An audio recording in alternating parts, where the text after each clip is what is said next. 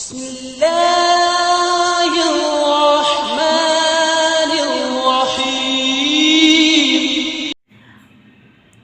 السلام علیکم ورحمۃ اللہ وبرکاتہ۔ قال رب اشرح لی صدری ویسر لی امری واحلل عقدۃ من لسانی یفقہوا قولی رب زدنی علما رب زدنی علما رب زدنی علما۔ آج ہم پڑھیں گے نون ساکن کے قواعد۔ نون ساکن اور تنوین کے قواعد بالکل ایک جیسے ہیں۔ نون ساکن اور تنوین کے 4 قواعد ہیں۔ نمبر 1 اظہار، نمبر 2 ادغام، نمبر 3 اقلاب، نمبر 4 اخفاء۔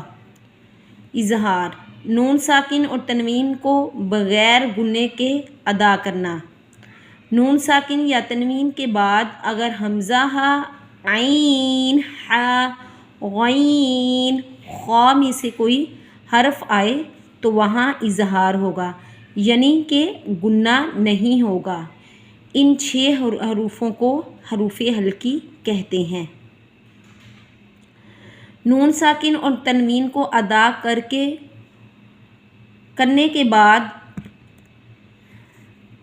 نون ساکن اور تنوین کو ادا کرنے کے بعد لفظ کو نہ تو جلدی پڑھیں اور نہ جھٹکا دے کر پڑھیں۔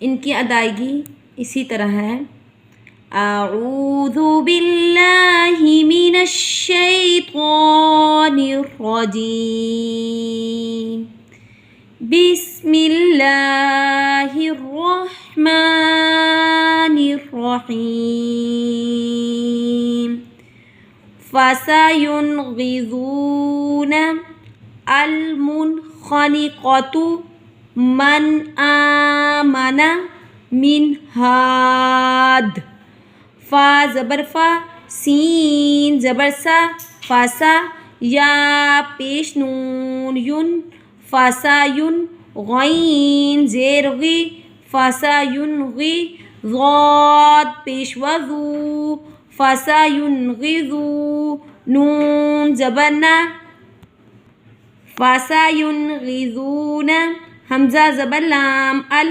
میم پیش نون من، المن، خا زبر خا، المنخا، نون زیر نی، المنخنی، قاف زبر قا، المنخنقہ، تا پیش تو، المنخنقۃ، میم زبر نون، من، حمزہ کھڑی زبر آ، میم زبر ما، آما، نون زبر نا، آمانا، من آمانا، میم زیر نون من، ہا زبر الف ہا، مین ہا، دال 2 زیر دن، من ہاد، فاسا ينغضون المنخنقۃ من آمن من ہاد،